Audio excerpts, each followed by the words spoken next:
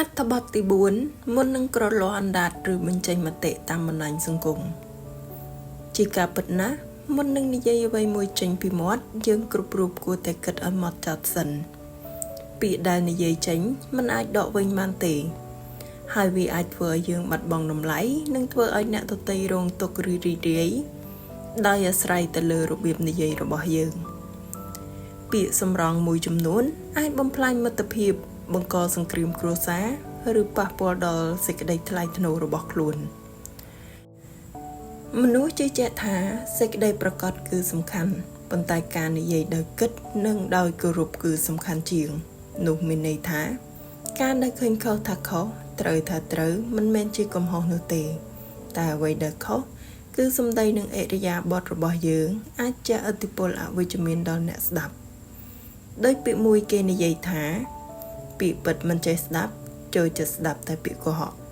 ត្រង់ចំណុចនេះសំដៅថាពាក្យកុហករមែងទន់ភ្លន់មិនត្រគោះបោះបោកដោយពាក្យពិតនោះទេចុះបើអញ្ចឹងដដែលហេតុអ្វីយើងមិននិយាយពាក្យទន់ភ្លន់មកត្រឹមតែប៉ុន្មានចំណុចនេះអាចជួយដល់ផ្លូវចិត្តមនុស្សនិងសង្គមជាតិមានការរីកចម្រើនរួមទាំងជួយដល់ជីវិតរស់នៅបានមួយផ្នែកធំប្រសិនបើមនុស្សរៀនស្ដាប់គ្នានិងនិយាយដោយមានការយកចិត្តទុកដាក់ផងដែរពីព្រោះពាក្យមួយម៉ាត់អាចជាអាវុធប៉ុន្តែវាក៏អាចជាថ្នាំព្យាបាលផងដែរហេតុនេះហើយមុននឹងក្រឡាអណ្ដាតត្រូវគិតពីផលវិបាកនៃពាក្យនោះ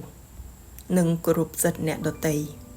ការបញ្ចេញមតិដោយសុចរិតនិងដោយគំនិតវិចារណញ្ញាណគឺយើងអាចបង្កើតសន្តិភាពផ្លូវចិត្តនិងការអភិវឌ្ឍសម្រាប់សង្គមយើងមុននឹងក្រឡាអណ្ដាតឬការនិយាយនិងការសរសេរបញ្ចេញមតិតាមបណ្ដាញសង្គមយើងគួរពិចារណាជាមុននឹងនិយាយពាក្យណាមួយចេញពីមាត់ឬការសរសេរយើងគួរគិតឲ្យម៉ត់ចត់សិនពាក្យសម្ដីគឺជាឧបករណ៍មានអំណាចវាអាចសម្ដែងសេចក្តីស្រឡាញ់ក្តីមេត្តាឬអាចជាការបង្កជំងឺផ្លូវចិត្ត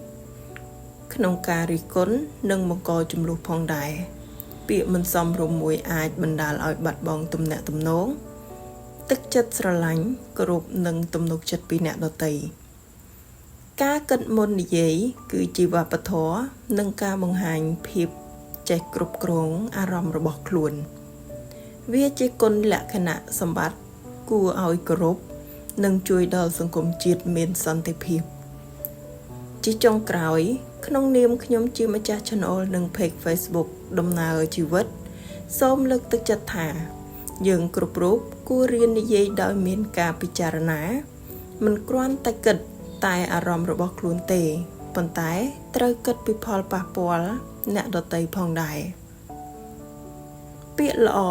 អាចជួយអភិវឌ្ឍមនុស្សនិងសង្គមជាតិបានយ៉ាងល្អប្រសើរអត្ថបទនេះក៏សូមចប់ត្រឹមប៉ុណ្ណេះសូមអរគុណ